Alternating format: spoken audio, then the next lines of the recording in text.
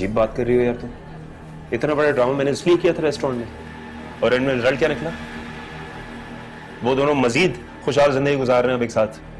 लड़ाई हो गई थी उन दोनों में, उसके बाद पता नहीं अचानक ऐसा क्या हुआ कि दोनों ठीक हो गए। क्या मतलब क्या हुआ? तुम रहती हो ना 24 घंटे उस घर में, तुम्हें पता होना चाहिए ना, तुम करो ना पता।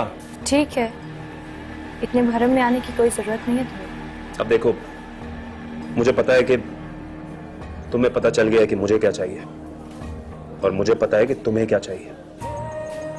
तो हमें चाहिए कि हम अब एक दूसरे के कार्ड्स एक दूसरे के सामने खोल के रख दें। I'm sorry, मैं तुम्हारे कहने पे कुछ नहीं करूंगी।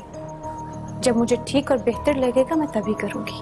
अपने घर के दरवाजे मेरे लिए खोलो, मैं वहां पर आना चाहता हूँ, तुम्हारी फैमिली से दोस्ती करना चाहता हूँ। ये इतना आसान नहीं है।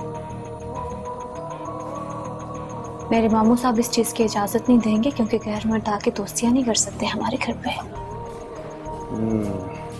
तो मैं अपनी अम्मी को साथ ले आऊंगा ना, और आखिरकार मैं हूं तो जोया का कजन ना, उसके रिश्ते से आऊंगा तो कोई प्रॉब्लम नहीं होगी।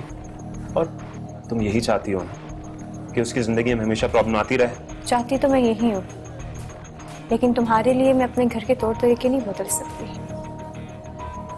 वैसे भी तुम्हारे आने से हसन और जोया को शक हो जाएगा।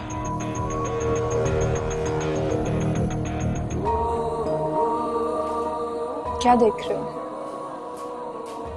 देख रहा हूं कि तुम कितनी खूबसूरत हो। एक्सक्यूज मी, तुम्हें मैंने पहले दिन से कह दिया था मुझ पे लाइन मारने की कोशिश ना करना, और अपनी औकात में रहो। मैं लाइन नहीं मार रहा आप पे किरण साहब, आइडिया दे रहा हूं आपको। हो क्या?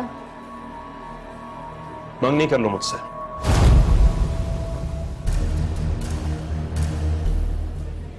Excuse me? फेक मंगनी,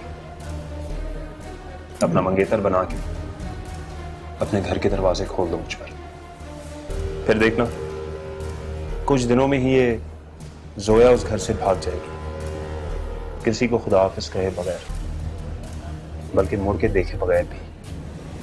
बोलो, करती हूँ मुझसे मंगनी? ये नहीं हो सकता।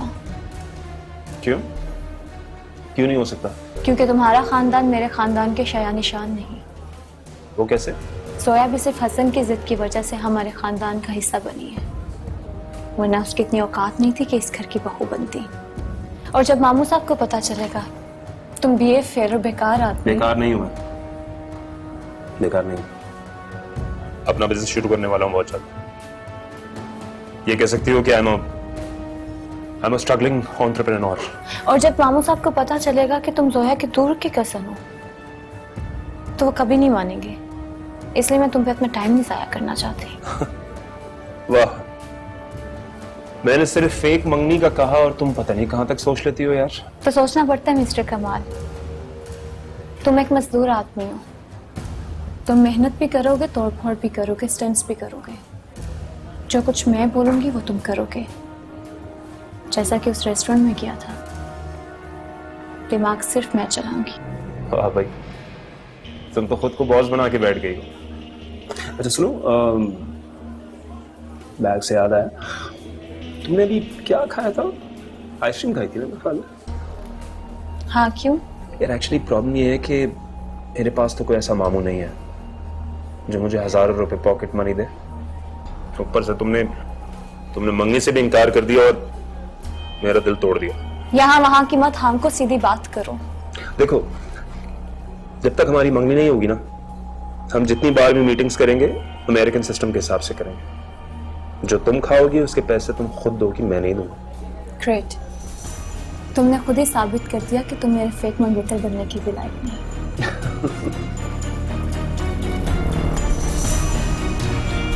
Subscribe and press the bell icon to watch the latest dramas.